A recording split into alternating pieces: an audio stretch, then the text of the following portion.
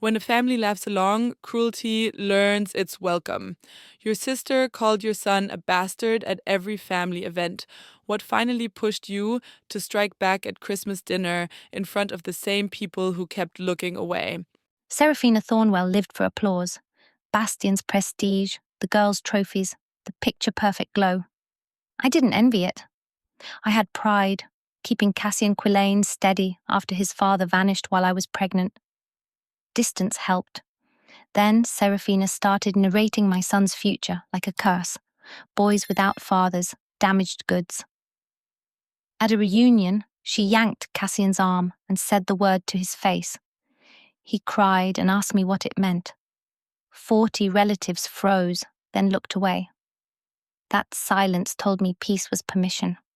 My mother begged me to keep things nice, but once Cassian heard that word, nice felt like betrayal. I stopped pleading. I collected what Seraphina hid behind her smile, and I quietly waited for Christmas in front of everyone again. Some people don't walk into a room, they arrive like a headline. Before Cassian was old enough to understand, what was Seraphina like at gatherings when all eyes were on her, and what did it teach you about how she measures worth? Seraphina didn't just enjoy admiration, she inhaled it. She arrived at my parents' house in Hawthorne Vale ready polish, offering hugs like photo ops, then steering every topic toward her highlight reel, Bastion's deals, the girls' trophies, the violin pieces and fluent little speeches. If someone asked about my patients in Glenhaven, she smiled and pivoted, as if my life was background music. I told myself it didn't matter. I wasn't jealous. I was busy building stability. I'd learned to measure success by calm evenings, paid bills, and a child who slept, feeling safe. But once Cassian existed, her spotlight needed a villain, and I could feel her starting to cast me for the role. That first year, she lived 3 hours away, so her opinions didn't reach us. Abandonment doesn't always come with slamming doors. Sometimes it's just a quiet disappearance that leaves you carrying everything alone. You mentioned Cassian's father vanished. How did that moment reshape your life, and how did your family respond when there was no neat story to tell? Cassian's father didn't leave with a fight. One week, he talked about cribs and names. The next, my calls rang into nothing. I was 6 months pregnant, walking into work with a steady smile while my chest felt hollow. I told myself I didn't need him. I had my license, my hands, my paycheck, and a stubborn kind of dignity. In Glenhaven, people watch single mothers like they're waiting for them to slip. I refused to. My parents didn't treat me like a mistake to manage. They treated me like their daughter. My mom showed up with food and clean laundry. My dad held my belly and promised this baby would never wonder if he mattered. I believed them because I had to. I built a plan overnight. That kind of support is a lifeline, quiet, repetitive, unglamorous, and holy in its own way. What did those early months look like? Just you, Cassian, and your parents holding everything together when survival became your love language. My parents became the bridge that kept me from falling. Mom packed casseroles and tiny socks like love could be stacked neatly. Dad rocked Cassian at 2 a.m. without complaining, whispering stories into his hair while I finally slept. Babysitting wasn't a favor, it was family. I worked my shifts at Glenhaven Physical Therapy and Rehab, came home, and found Cassian already bathed, already laughing. We built a rhythm: work, home, bedtime, cartoons on Saturday mornings, my mother humming in the kitchen. It wasn't the postcard version of a family, but it was steady. And for a while, it was quiet. Seraphina stayed in Hawthorne Vale, and holidays were the only time her shadow crossed our doorway. I thought distance would keep Cassian from her, and from what she believed. People can be cruel without raising their voice. Sometimes it's in who they refuse to see. When you did see Seraphina, how did she act around Cassian in those early holidays? And what did your instincts start whispering, even when you tried to stay polite? At first, she barely looked at him. Cassian could be giggling on the rug, reaching for her bracelet, and she'd step over him like he was furniture. She spoke to the adults, not to the baby. Then she'd launch into her daughter's milestones, advanced classes, violin, 3 languages, like she was reading a resume at dinner. My relatives smiled too hard. My mom tried to pull the focus back, asking about Cassian's new words or his laugh, but Seraphina always redirected. I told myself it didn't matter. He was young to notice, and I was tired to turn every gathering into a confrontation. But I started to sense something sharper than indifference. Her eyes would linger on me, then on him, as if she was calculating what I'd won without earning. That shift from ignoring to narrating can feel like a slow poison. Small doses, deniable, and still lethal over time. So, when did her indifference turn into commentary, and what did that shift feel like inside your body, not just your mind? As Cassian grew into a toddler, steady on his feet, loud with curiosity, Seraphina's distance turned into opinions. It wasn't one explosion. It was a slow leak. She watched him the way some people watch strangers' kids at restaurants, searching for proof they're badly raised. I'd catch her little sighs, the raised brow, the way she corrected my parenting in a voice sweet enough to pass as helpful. I tried to ignore it, because reacting would make me the dramatic sister. But I could feel her building a story about my son, that he was missing something, that his happiness was fragile, that one day he'd prove her right. And the worst part was how people let her narrate him, because her life looked successful and mine looked complicated. Statistics don't lie, is what people say when they want permission to dehumanize someone. Take me to that Easter dinner, the first time she said it plainly, where you couldn't pretend it was harmless and you realized the room was choosing comfort over your child. Cassian was 18 months old, wobbling through the living room with a plastic egg, while my dad laughed and guided him. Then Seraphina sighed and said it was a shame he'd grow up without a father figure, because boys without dads always turned out troubled. I pushed back. Single mothers raise good men every day. She didn't raise her voice. She just shrugged and said, "Statistics don't lie," staring at Cassian like his future was already written. Chairs creaked. Someone reached for more potatoes. No one corrected her. My mother's eyes pleaded, "Don't make a scene." So I swallowed it again, and that was the moment I understood. Seraphina wasn't worried about Cassian. She was protecting her image by turning my son into a cautionary tale. When adults laugh, kids learn what's safe and what isn't. After Easter, how did her behavior escalate as Cassian got older and started noticing tone, even if he didn't know words yet? And how did you keep smiling while your stomach kept dropping? She shifted from prediction to pity. By Cassian's second birthday, she'd refer to him as that poor child. She'd tell her daughters to be extra nice to their cousin because he didn't have a daddy like they did. Adults laughed because laughter cost less than confrontation. Cassian sensed tone before meaning. He'd look from her face to mine, checking whether he'd done something wrong. I'd smile and redirect, then hold him tighter. Seraphina's pity wasn't kindness, it was a hierarchy. Every time she said it, she reminded the room that her family was whole, and mine was not. And when I tried to call it out softly, she acted confused, like I was imagining insult where she'd offered compassion. It made my stomach drop. There's a special kind of cruelty that hides behind concern. It sounds educated, almost helpful, until you realize it's a verdict. When Cassian started preschool, what did Seraphina say that made her cruelty feel almost clinical, like she'd diagnosed your child without ever loving him? Once Cassian started Glenhaven Early Learning Centre, Seraphina dressed her judgment in professional language. With a bright smile, she asked if I'd put him in therapy yet for abandonment issues. She said it like she was recommending a dentist. Cassian was 3, thrilled by finger paint, toy trucks, and the simple joy of being seen. There was no brokenness in him. But Seraphina spoke as if damage was inevitable, as if my son's laughter was a temporary mask. I told her he was fine. She nodded, unconvinced, and warned me not to wait until it's too late. People murmured about how thoughtful she was. I wanted to shake the room.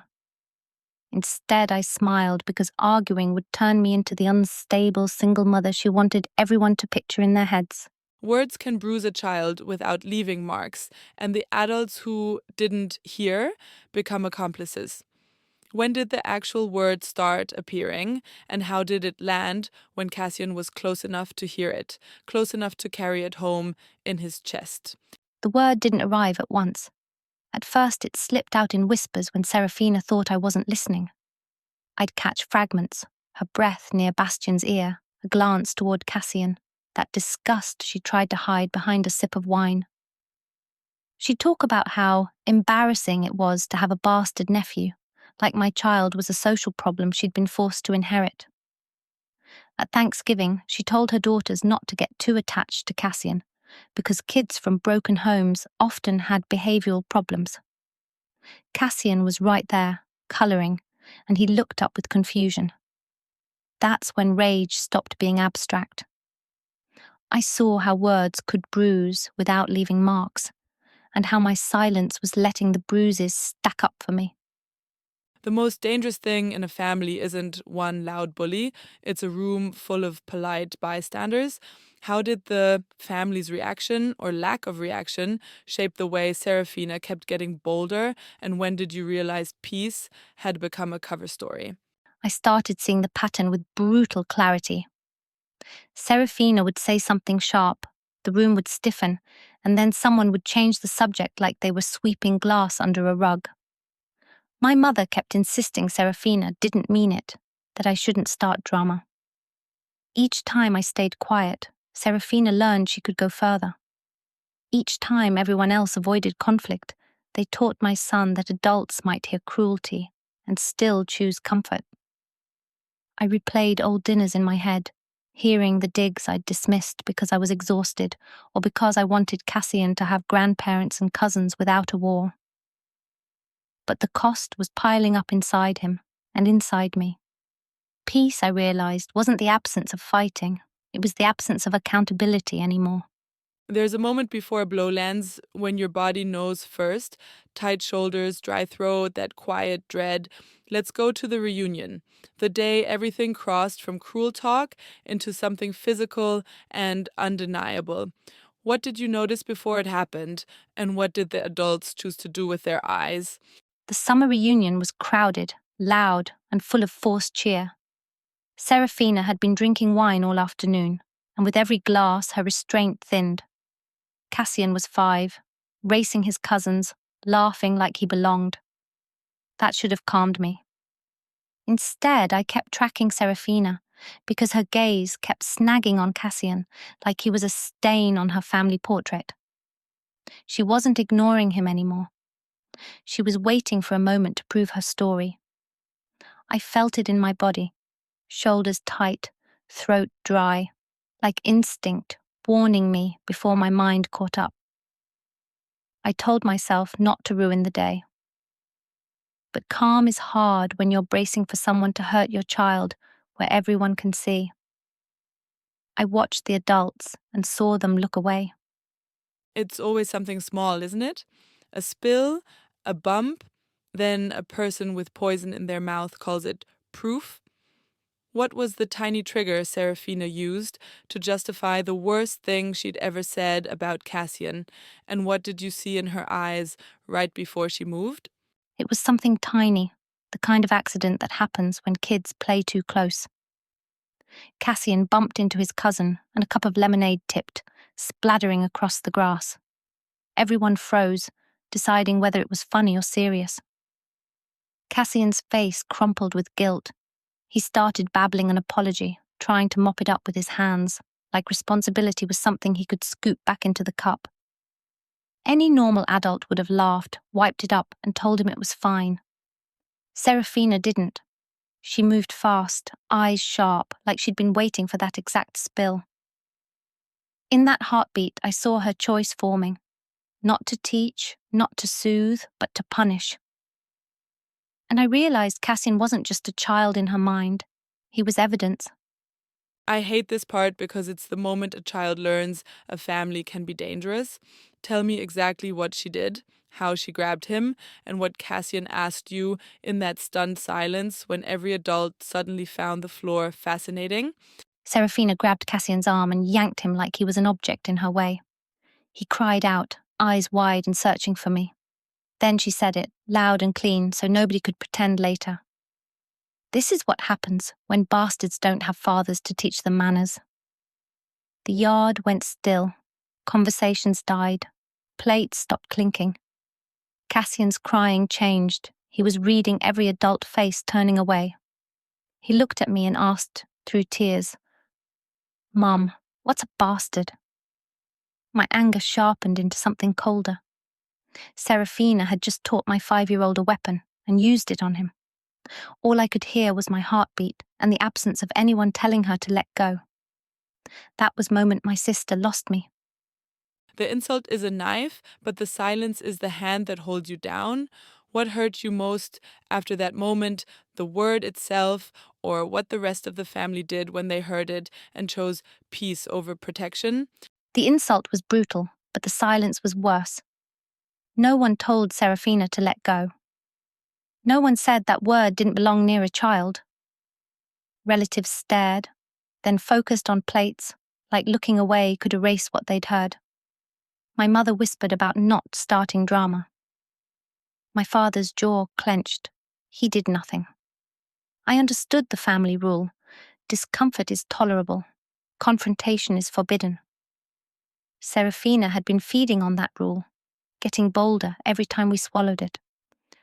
I pulled Cassian to my chest and told him he was safe, my hands shaking.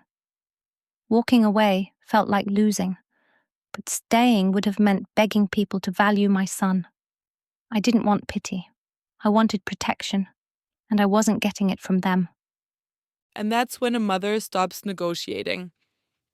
That night, alone after Cassian fell asleep, what did you decide you needed to do? And why did you choose consequences that would hit Seraphina where she actually lives? Admiration and image? When Cassian fell asleep, I sat replaying her grip on his arm and his confused question. I saw the bargain I'd been making, my silence for peace. I didn't want to scream or start a brawl, but I needed Seraphina to face consequences because nothing else had stopped her. She worshipped one thing more than truth: admiration. So I chose the only language she respected. I would crack the image she used like armor, and I would do it on the stage she demanded. Family. Not to enjoy her pain, but to end the pattern before Cassian learned it was normal. If she could shame a child in public, she could be shamed too. I didn't sleep much after that, but I stopped feeling powerless. Digging for leverage doesn't feel noble, but it can feel necessary when nobody else will protect your kid. You said you collected what she hid. What did you find first? And how did it feel to realize the perfect couple had soft spots? I didn't dig with excitement. I dug with a steady, grim focus, like I was packing gauze. First, I looked at Bastian's social media. I didn't have to scroll far. He'd been commenting on an assistant's posts, Callista Muir, especially the bikini photos. The comments weren't explicit. They were just friendly enough to look innocent, but warm enough to make my stomach twist. Heart emojis, little inside jokes, compliments that didn't belong under a married man's name. I took screenshots of everything and saved them without telling anyone. I wasn't trying to prove an affair. I was collecting sparks. In a family that protected appearances, sparks were dangerous. And I could already imagine Seraphina's face if those sparks lit up in front of the people she performed for. So the marriage had cracks, and then you found out her career had cracks too. Beyond the hints with Bastian, what did you uncover about Seraphina's perfect professional life, and what did that tell you about the fear behind her cruelty? A cousin told me Seraphina's firm had lost a major client, not because of the market, but because of her mistake. Millions in revenue gone, and she'd been hiding it for months, still arriving at family dinners with that practiced smile and bragging about big moves. It made her cruelty look different. Not excusable, just fueled by fear. Her perfection wasn't confidence, it was panic. I didn't cheer. I took note. If she could turn my son's life into a public lesson, then her hidden failures could become visible too. I verified what I could, saved what I learned, and acted normal when my mother asked why I was quiet. She didn't need to know I was counting days until Christmas, the one night Seraphina couldn't resist performing. Christmas dinner, her favorite stage, your chosen battlefield. Walk me into that night. How did you set the trap without raising your voice? And what did you say that made the table suddenly feel like it was holding its breath? At Christmas, Seraphina slipped into her usual routine, circling back to Cassian, needing a male role model. I let her talk. I nodded. I even smiled. That was the first part of the trap, let her feel safe. When the room relaxed, I said lightly how nice it was that Bastian seemed to mentor women at his company. Then I added Callista Muir's name like it was casual trivia. Seraphina's face went pale so fast I thought she might drop her fork. Bastian started stammering about work friendships. I kept my tone warm and harmless, like I was complimenting their modern marriage. I said it was refreshing to see a married man so comfortable cheering on a young colleague's beach photos. Seraphina tried to change the subject. I turned to her daughters and said they were lucky to have parents who trusted each other so much. The table didn't breathe, and I knew I'd landed it. People think revenge is loud, but yours was surgical, smiling, steady, impossible to swat away. When you saw Seraphina trying to recover, what did you say next that made everyone realize this wasn't just about Cassian anymore? Seraphina tried to laugh it off, acting offended that I'd misread innocent comments. I didn't argue. I moved to the thing she valued most, status. I said I'd heard she'd had a tough quarter at work and admired how composed she stayed. Then I asked, in front of everyone, whether the client she lost had been replaced yet. Her fork clinked. Bastian looked from me to her because he hadn't heard that story. Seraphina's mouth opened and closed. My mother's eyes begged for peace. I kept my face calm, the way I do with patients before hard news. Bastian's voice dropped. What client? And in that silence, I watched Seraphina realize the spotlight wasn't hers anymore. She'd controlled rooms. Now, the room controlled her. And once the mask slips in front of witnesses, it's hard to put it back on. Once Bastian demanded answers, what happened next at the table, and what did you hear behind that kitchen doorway that confirmed the perfect story was over? Seraphina tried to laugh, then minimize, then redirect, each move too quick to look innocent. I stayed sweet, praising her grace under pressure, and that praise boxed her in. The table shifted from eating to watching. When Bastian repeated, "What client?" Seraphina's face flushed and she admitted she'd been hiding a major loss for months. Questions piled on: job security, money, why he didn't know. Then Bastian gripped her arm and pulled her into the kitchen. Through the doorway, I heard him demanding why this was the first he'd heard, how losing millions wasn't a small thing. Seraphina returned with mascara running, announced they were leaving, and forced coats onto the girls. When they reappeared, her voice was thin. The girls protested about dessert. My mother stared at me, horrified, while the rest of the family sat frozen, eyes on their plates. The aftermath is where families reveal their true values.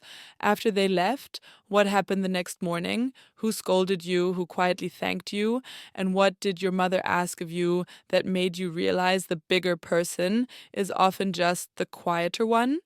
The door slam rattled the windows, and the room stayed silent. I went home with Cassian and tried to keep my face calm. By dawn, my phone was exploding. Texts from relatives who'd heard about Christmas dinner. Some scolded me for airing dirty laundry, saying I'd crossed a line mentioning Seraphina's work and Bastian's closeness to Callista. Others admitted they'd watched Seraphina needle Cassian for years and felt relieved someone finally pushed back. Around 10, my mother, Celandine Quillane, called, sounding like she'd been crying. She begged me to apologize and be the bigger person so the family could survive the drama.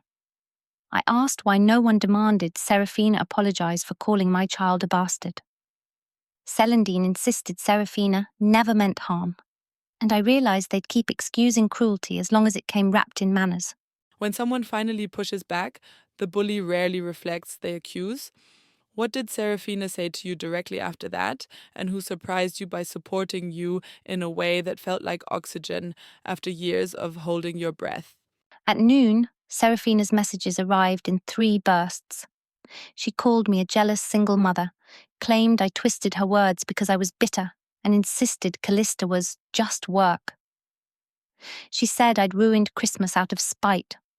I screenshot every line and didn't reply. That evening, my father, Garrick Quillane, called, and I braced for a lecture. Instead, he said he was proud of me for finally standing up to Seraphina.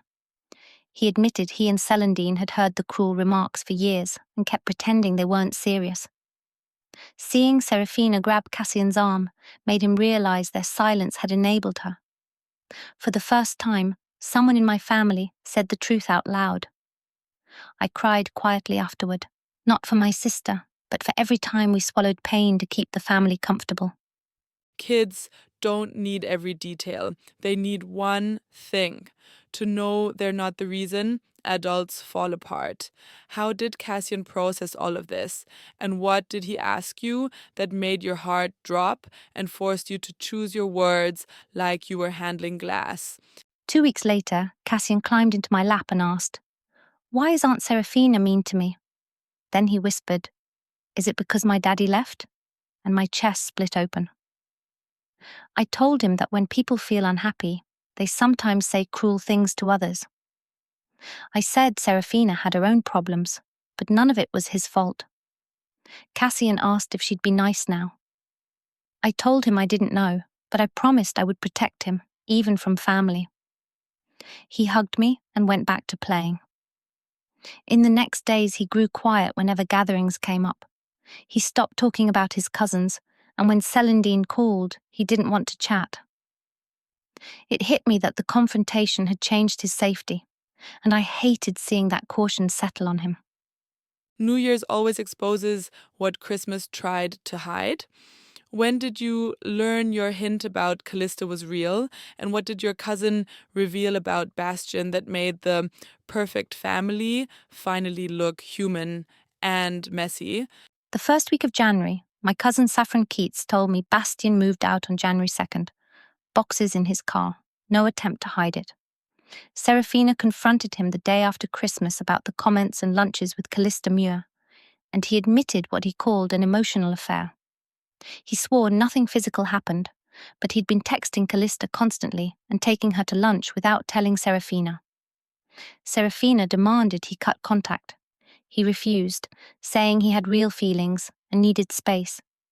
So he went from a hotel to an apartment near his office, leaving Seraphina to explain why their perfect home suddenly had a missing parent. Standing there with apples in my hands, I felt vindication that I hadn't invented it, and nausea that my words at Christmas helped force it into daylight. And then the career thread unraveled too. Sometimes consequences don't stop at one room. How did you find out Seraphina's work trouble was worse than you'd said? And what did you do with the proof when you realized you had the power to destroy her further? On Monday, Naomi Hartley told me she'd seen a posting that sounded like Seraphina's job. At lunch, I found it. Same title, same firm. They were replacing her. Digging deeper, I learned the client loss was a cover. Seraphina had been forced to resign after advice that created huge losses and liability. Her bosses offered a choice: resign quietly or be fired publicly. Saffron had sent me internal screenshots months earlier, emails that laid it out. For a minute, I wanted to forward them to every relative who accused me of lying, to prove Seraphina's collapse was real. My thumb hovered, then I stopped. I saved the files in the same folder as her angry texts because I didn't trust myself with that power. I told myself Cassian didn't need me to become cruel. People who benefit from silence hate when it becomes sunlight. When Bastian showed up at your door, what did he accuse you of? And how did you respond when he tried to paint himself as the victim of your exposure? 2 days later, Bastian Thornwell knocked on my door, furious. He said I destroyed his family by turning his connection with Callista into a public scandal. He admitted it was wrong, but claimed I had no right to expose it. I asked how long he'd been hiding texts and lunches. He insisted they were just friends. I said friends don't leave hearts under bikini photos. I told him I wouldn't have cared if Seraphina hadn't spent years calling Cassian a bastard. Bastian tried to defend her, calling it honesty about single parenthood. That defense flipped a switch. I told him to leave before I called the police, and that if he ever excused that word again, I'd make sure everyone knew how often he met Callista in secret. Small towns love morality plays, and they rarely pick the real villain.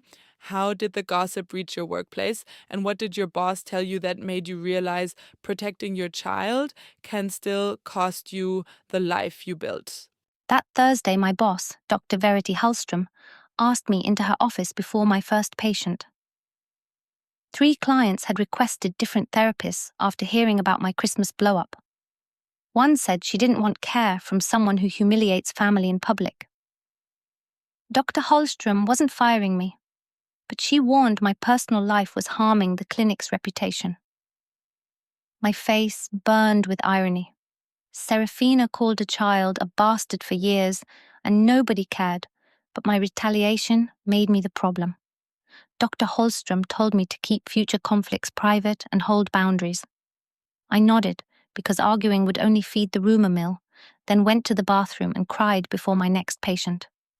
That day I learned anger can protect, but it can also poison the structures you built to keep your child safe. And the hardest part is when the fallout shows up in a child's hands and words, when your battle becomes their behavior. What did Imelda tell you about Cassian at school, and what fear hit you right after you hung up? That afternoon, Imelda Varnell, Cassian's teacher, called during my lunch break. She said Cassian had been pushing kids and using mean words he'd never used before. He told a classmate that some people deserve to feel bad, and Imelda worried he was repeating adult conflict. She asked if family tension was affecting him and suggested counseling. I hung up and felt sick. Protecting Cassian was why I confronted Seraphina, and now my choices were echoing in his behavior. I wanted him to learn he was defended. Instead, he was absorbing a darker lesson. When you're angry, you can hurt someone and call it justice. Cassian was carrying our war into the classroom, and every report from school felt like a mirror. I wondered what else my anger was teaching him. Collateral damage is what revenge never warns you about, especially when innocent kids become the price tag. How did you learn Seraphina's daughters were getting pulled into the fallout, and what did that do to your conscience? A few nights later, I saw a cryptic post from Seraphina's older daughter, Ianthe Thornwell, about fake friends. Then I noticed Seraphina asking for a new violin teacher for her younger girl, Bryony. Saffron told me the Hawthorne Vale Academy Parent Network had swallowed the Christmas story. Parents began excluding Ianthe and Bryony from playdates and birthdays because that family was now scandal. Rumours said Bastian left for his assistant and Seraphina lost her job. Bryony's violin teacher dropped her, not for talent, but for social fallout. My stomach turned. Seraphina deserved consequences for cruelty, but her daughters had done nothing to Cassian. I never wanted innocent kids paying for adult warfare. For the first time, my win tasted bitter, like I'd thrown a stone and only now heard the glass breaking beyond the target. Families love ultimatums disguised as concern, especially when they want the person with boundaries to surrender first. What ultimatum did your mother give you about Sunday dinner, and why did you agree even while furious? Saturday morning, Celandine called while I was making Cassian breakfast. She said she needed Seraphina and me at Sunday dinner to work it out because she couldn't handle a divided family. Then she added the stress was spiking Garrick's blood pressure, and if we stayed at war, she was done hosting gatherings. It felt like punishment wrapped as concern. I told her I wasn't interested in peace until Seraphina apologized to Cassian for the bastard slur. Celandine went quiet, then repeated that she was at her limit. I wanted to refuse, but the thought of Cassian losing his grandparents because adults couldn't behave made my throat tighten. So I agreed to come at 6, bracing for an ambush. I hung up furious that our family treated accountability like a threat and cruelty like something to sweep away.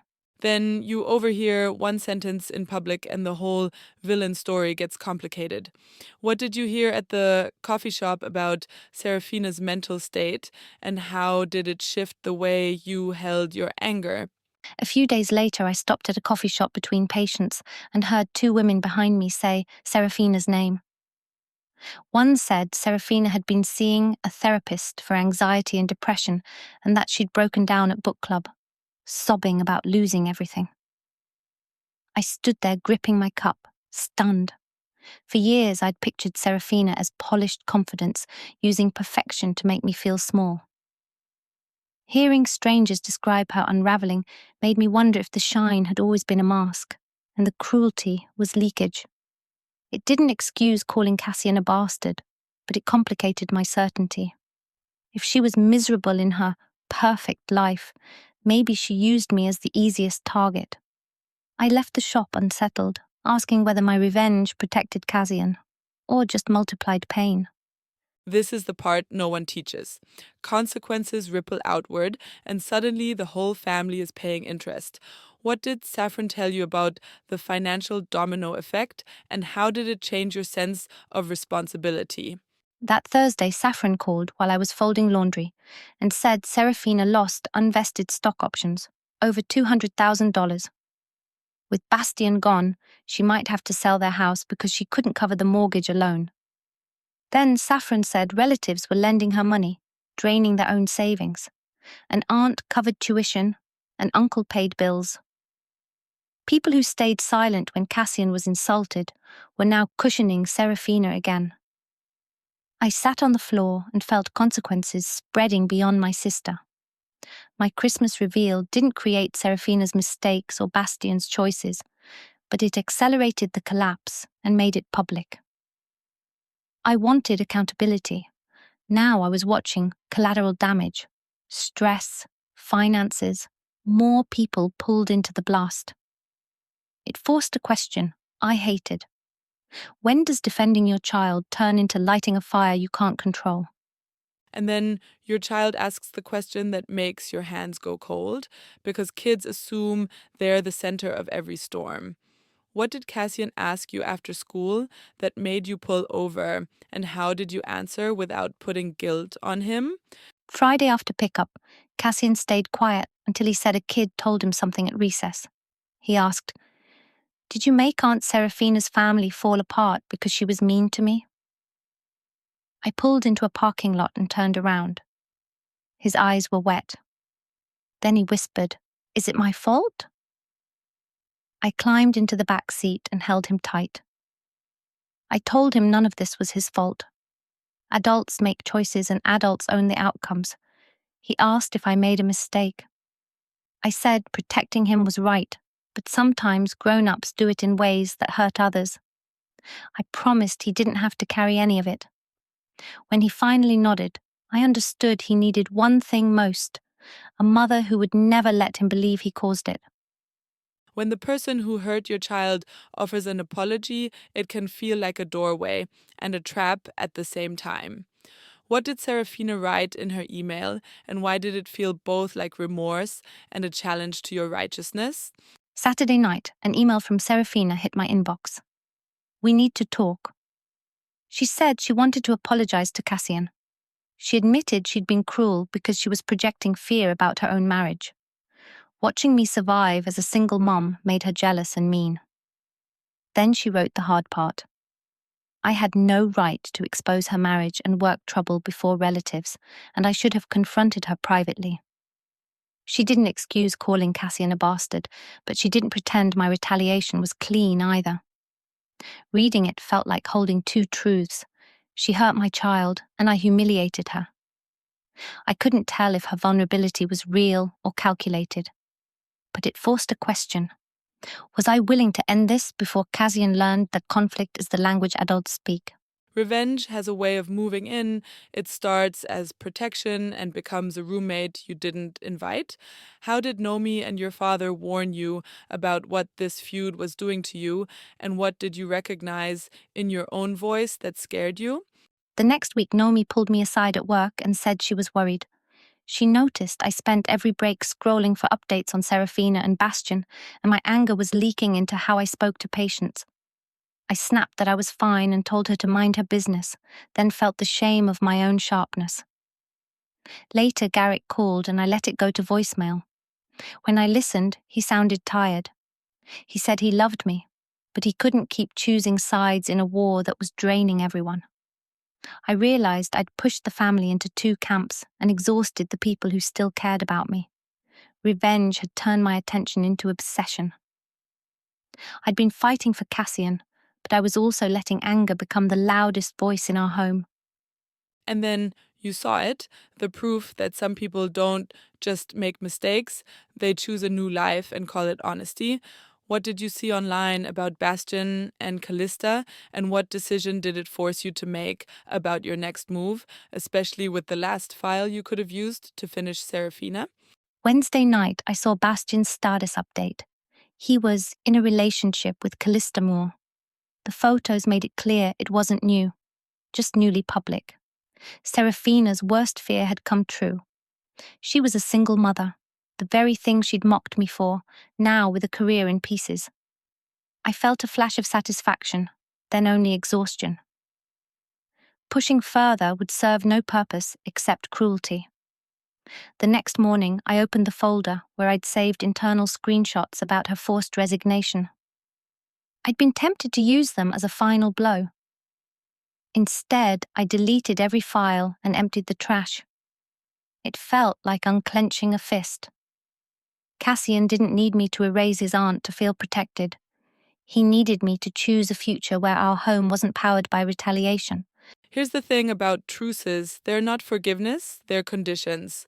When you met Seraphina at Juniper Hollow Park, what did she say to Cassian, and what boundaries did you set so family would never be used as a weapon again? We met at Juniper Hollow Park on a Sunday afternoon. Seraphina came alone, looking stripped of polish. She crouched in front of Cassian and apologized. She said the word she used was cruel, and he deserved kindness from family. Cassian asked if she would call him that again. Seraphina said, "Never." She handed him a short letter in big handwriting. He was loved, and none of this was his fault. I listened, but I didn't melt. I told Seraphina she could see Cassian only in public for now, and only if she stayed respectful. One insult, one manipulation, and we were gone. Seraphina nodded like she understood consequences. Cassian tucked the letter into his pocket and ran to the swings, and I reminded myself the truce wasn't about pride, it was about his peace. After the big explosion, real healing looks boring. Routines, quiet choices, and adults swallowing their pride for a child's nervous system. After that truce, what changed in your home and your family, and what did you do to help Cassian feel safe again? After Juniper Hollow Park, I called a child counselor and got Cassian on a waiting list. At home, I stopped talking about Seraphina and Bastion like villains Cassian could overhear. We built new routines: pancakes, library trips, a notebook where he could draw feelings instead of acting them out. Celandine stopped hosting big holidays and admitted she'd been protecting Seraphina because conflict scared her more than injustice. Garrick began visiting more, taking Cassian to the park and showing up without a speech prepared. Seraphina kept her word, polite, public, no pressure for instant forgiveness. I didn't trust her fully, but I watched her try. In the quiet aftermath, I learned defending your child isn't only about winning a moment. It's about building a life where safety doesn't require constant warfare. Looking back, I want you to hear this. Defending your child is sacred, but spectacle is a fire you can't always steer. If you could redo it, what would you change? And what lessons should other parents take so anger doesn't become the teacher in the home? And if you're listening right now, don't just consume this. Let it sharpen your boundaries. I wish I'd named the harm sooner, before it hardened into rage. I waited until the insult was unbearable. Then I struck where it would burn. If I could redo it, I would still defend Cassian the moment Seraphina targeted him. But I'd lead with boundaries, not public humiliation. Once you choose spectacle, you can't control where the shrapnel lands. On your job, on other kids, on your child's sleep. My lesson is this: protect your child, yes, but don't let anger become the teacher in your home. Hold people accountable, then build peace on rules you can enforce, not on the myth that family means forgiveness. Your child is watching how you fight and learning what love looks like under pressure. If this hit you in the chest, stay with us, watch, share, and support Broken Relationship Tales. Your story might be someone else's survival manual.